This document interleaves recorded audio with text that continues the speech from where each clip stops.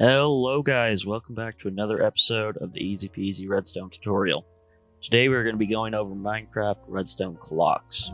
A clock is something that will repeat itself over and over until either toggled or broken. So, like this is a fairly basic clock. Okay, I can break it. But as you can see, it'll just keep toggling over and over to a power source or whatever. Like here, it'll keep turning itself on and off. So this is a really nice clock because it can be toggled. You can toggle it with a switch or otherwise. But basically what's happening here is it will output into this. It has to be in subtract mode, which means that this is on. I'll explain that in the comparator video, which is to be released soon. But basically it goes out, puts it over here, and then it subtracts this from this. And, it outputs that. So it'll just keep on cycling over and over again. And again, this is really nice that it can be toggled. Other clocks cannot be toggled, such as this one. This one cannot. It'll just keep on going. And if you were to put a switch down like here, it would just break it. You have to replace the redstone to fix it. And as you can see, this is a hopper clock. So it'll pass an item back and forth. And every time that it goes into this hopper, as you can see, it's just going into this one, this one over and over. They're facing into each other. Then this will get an output. So this right here is an extended hopper clock, which means that it will go around, passing this one, this one, this one, then into this one, and output a signal. This one takes longer than that other hopper clock, and you can extend this to however big you want. You can make it like huge if you really want to. So this right here is personally my favorite clock. It will pass back and forth items, and this is really useful since it can be a really, really long timer. So it'll pass it back, and then it'll go over here, then over here. You can do it like this for just a tiny little pulse right here, but probably the most popular way to do it is to just put a repeater here and then that, something like this. Again, you can make this as long as you want, or like an entire stack of items to here. And it will be much, much longer since it's locking this hopper so they can't pass items back. And it'll keep on going, and it won't unlock until all the items from this are gone. So again, this is really useful for very long clocks. This right here is another really useful one, and it is again a toggleable clock, which makes it nice. So basically what's happening is it's going through and then it's powering itself off. And then after this runs out, it'll power itself on.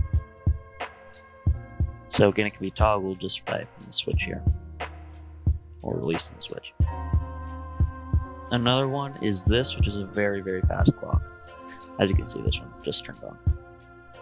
This is a really fast clock. It has two observers, so this observer has observers can detect a block like here. It's detecting this observer, which is detecting it and detecting it back and forth, back and forth. This could be useful to put into like this here.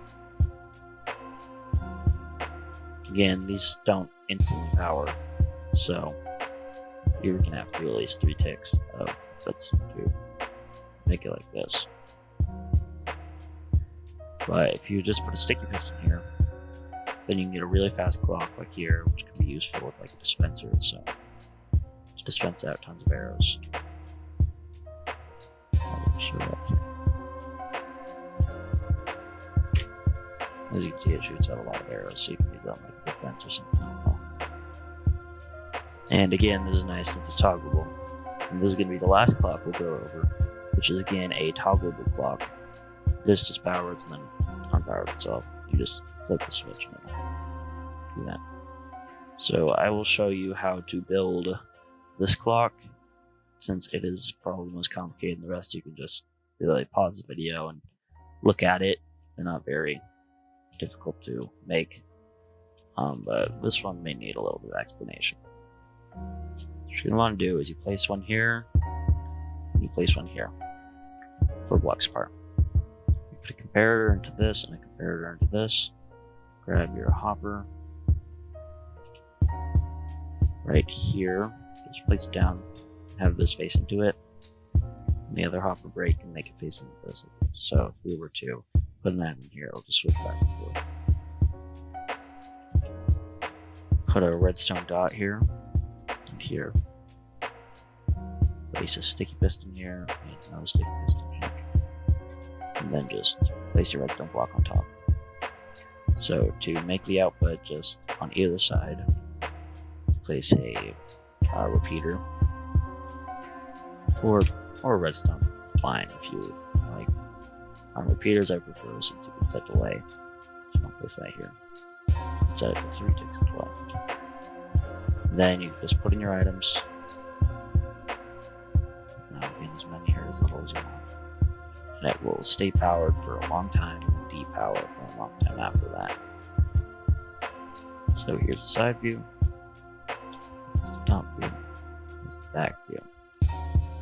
Again, thank you guys so much for watching. Please consider liking and subscribing.